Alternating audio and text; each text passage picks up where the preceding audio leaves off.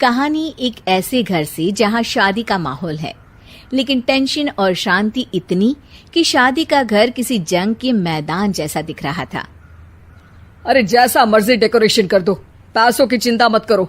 इतना पैसा जब लड़के वालों को दे दिया तो फूल वालों को देने में मुझे क्या दिक्कत है? अरे धीरे बोलो ना, साफ लग रहा है कि फ्रस्ट्रेटेड हो।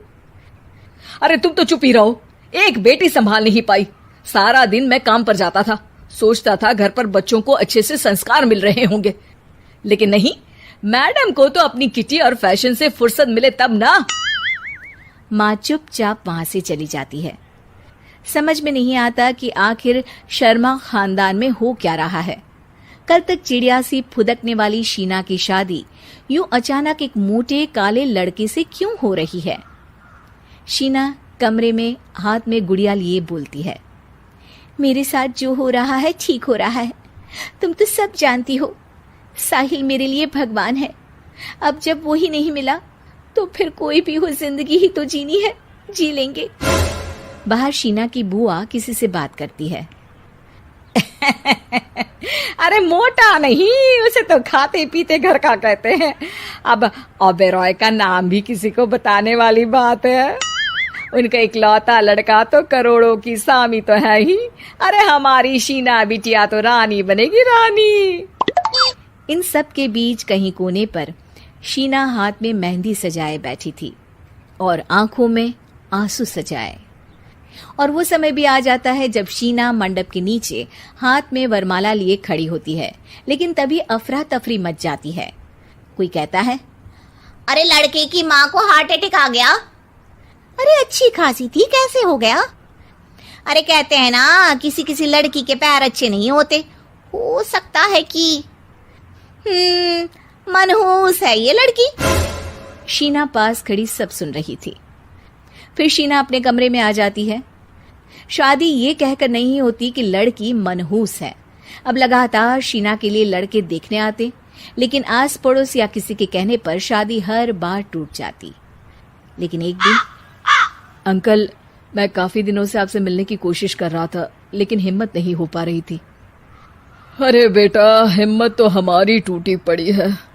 वैसे कौन हो तुम? अब मेरा नाम साहिल है अंकल। मैं शीना से प्यार करता हूँ और उसी से शादी करना चाहता हूँ। अरे अब तो किस जात के हो ये भी मायने नहीं रखता। बेटा, मेरी बेटी मनहूस है। ये सब कहते हैं कि इसीलिए उसकी शादी नहीं हो पा रही। अगर तुम शादी करने को तैयार हो तो ठीक है। शीना की शादी साहिल से हो जाती है। अगले दिन साहिल की माँ का देहांत हो जाता है और एक बार फिर लोग शीना को अपशकुनी कहने लगते हैं। अरे खा गई दीदी को ये। अरे क्या जरूरत थी साहिल किसी मनहूस को घर लाने की? पर बुआ, माँ की तो तबीयत पिछले कई साल से खराब थी। डॉक्टर्स ने जवाब दे दिया था। क्या पता ये भी उनका सौभाग्य हो कि वो बहू का मुंह देख पाई। अरे बहू का मुंह देख पाई, या ये कह लो कि बहू का मुंह देखते ही स्वर्ग लोक सिधार गई। खैर, हमें क्या, घर तुम्हारा है, हम तो चले। अब शीना को खुद पर ही शक होने लगता है कि कहीं सच में वो अपशकुनी तो नहीं। साहिल, हम दोनों की शादी नहीं हुई होती तो अच्छा था। देखो ना, कैसे पहले मेरी शादी टूटती थी और अब तुम्हारी माँ भी। अरे ऐसा कुछ नहीं होता शीना, अपशकुनी वगैरह कुछ नहीं होता। ये सब तो ईश्वर के खेल हैं। वो शादी तुम्हारी इसलिए टूट गई क्योंकि तुमको मेरी पत्नी बनाना था, और माँ का जाना तो तय था।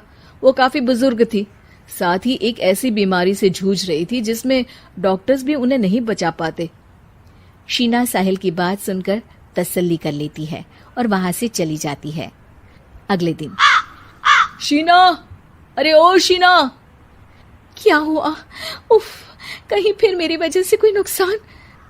अरे नहीं नहीं शीना, तुम जानती हो, जिस प्रॉपर्टी के केस को हम बरसों से लड़ रहे थे उस पर फैसला आ गया, वो भी हमारे हक में। अब हम करोड़पति हो गए शीना। शीना शांत रहती है। अरे क्या हुआ? करोड़ पत्नी बनकर तुमको खुशी नहीं हुई? शीना की आंखों में पानी आ जाता है। चलिए जी, कुछ तो अच्छा हुआ मेरी जिंदगी में आकर आपके साथ। साहिल शीना को गले लगाकर कहता है, मेरी नई नौकरी भी तुम्हारे ही आने से लगी। ये प्रॉपर्टी का केस जीता। सब कुछ तो तुम्हारे आने के बाद ही हुआ, फिर तुम मनहूस कैसे? ये सुनकर शीना खुश हो जाती है।